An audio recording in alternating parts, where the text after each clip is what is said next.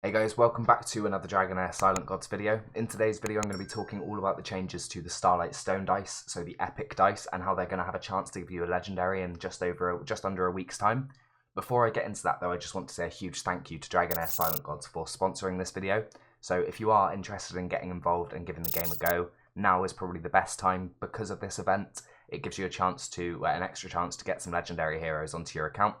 But if you are interested in giving the game a go, please do click the link in the description or the pinned comment and get involved today.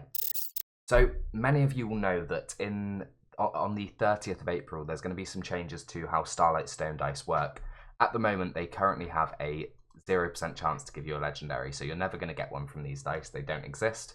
However, in the next few days, this change is coming in and it's adding a 0.2% chance to get a legendary on each dice. So in terms of what legendaries are actually involved, that's been a massive talking point within the community, and we've had that confirmed now that it is going to be the same legendaries that are available from the Horn. So as you will know from playing the game, the Horn is a incredibly difficult thing to get a legendary from. The chances are very small. If we just select some things here. So what you do is you play the Horn and you roll the dice, and between 1 and 20, if you get 20, you are guaranteed to get a legendary. However, the chances of getting that 20 seem to be very weighted. It's more like a 19-sided dice than a 20-sided dice. Anything above 15 is an epic. Anything above 10, I believe, is a rare. Anything below that is common. However, you could get Essence of Creation as well from any of those rolls. But in terms of the legendary pool that's actually included in those dice, it is one from each element. So from fire, you can get the wild hero Felicity. So Felicity is a pretty good damage dealer, all single target damage as you can expect with wild. And whenever a basic attack or battle skill triggers a crit, she recharges her ultimate energy by 5%. So you can rotate her really fast and get a lot of ultimates off. Battle skill is just a single target hit that increases the wild success rate of the skill to 50%. So, and once again, obviously, casts again upon each successful wild check up to 3 times. So this could hit multiple times. And then on her ultimate skill, she fires a Scorching Ray, dealing fire damage 3 times to the enemy while ignoring their shield. So Felicity is a really good single target nuker, especially if you don't have the likes of like Flora, and then she can really do a good job for you in a wild team. So she's probably one of my favourites from the Horn. Next up, we've got the Ice hero, and that is Hockadir. So Hockadir is a Frost hero. He is a really good enabler for Frost damage dealers. He places a lot of Frost debuffs and also triggers some passive damage with them, making anybody explode who has a Frost debuff, and also extends the duration by 5 seconds. On his battle skill, as you can see, he deals damage to enemies within range with a 75% chance of inflicting Frost for 5 seconds. And finally, on his ultimate skill, he grants 30% attack up to all Frost allies for 10 seconds, and then releases Frozen Air to deal cold damage, also with a 75% chance of inflicting Frost for 10 seconds.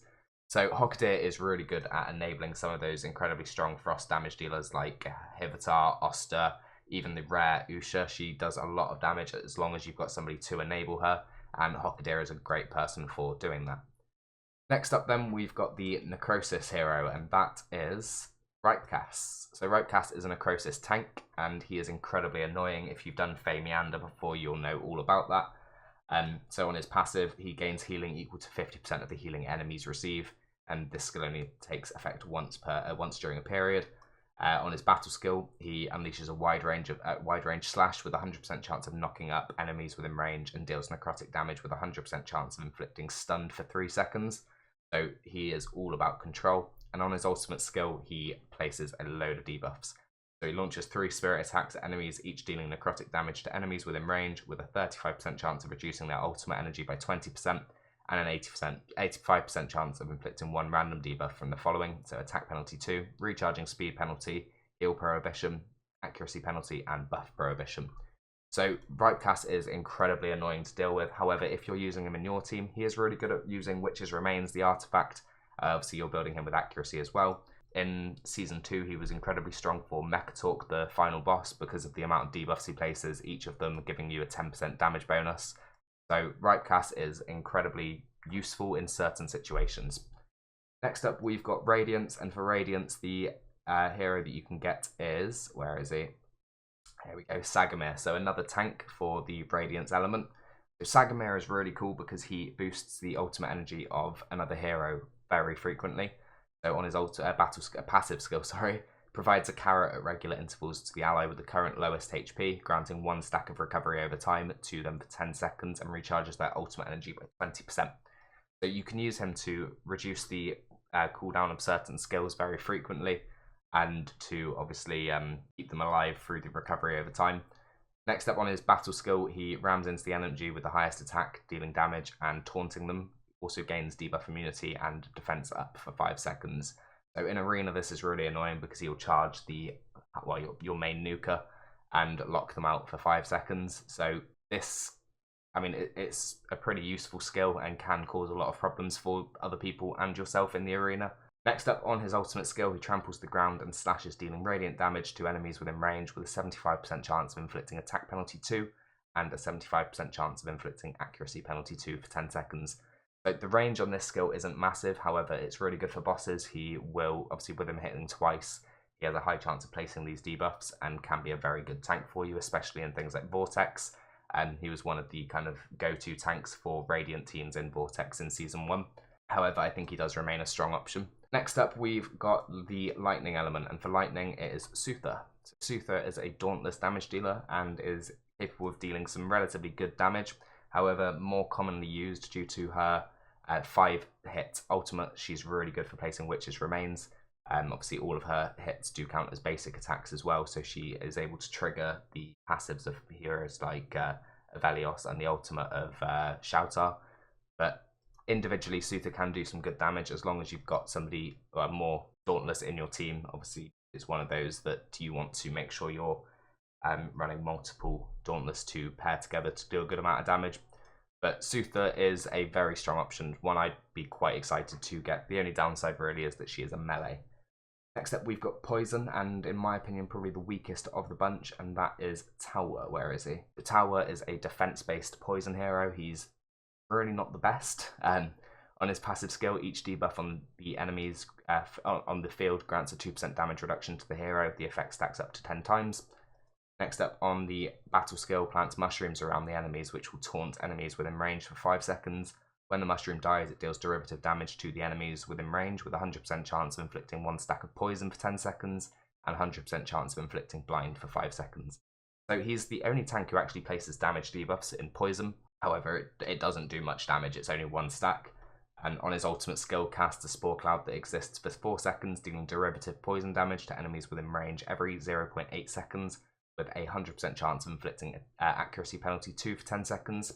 If the enemies are under poison, the hero will have a 100% chance of inflicting attack penalty 2 for 10 seconds.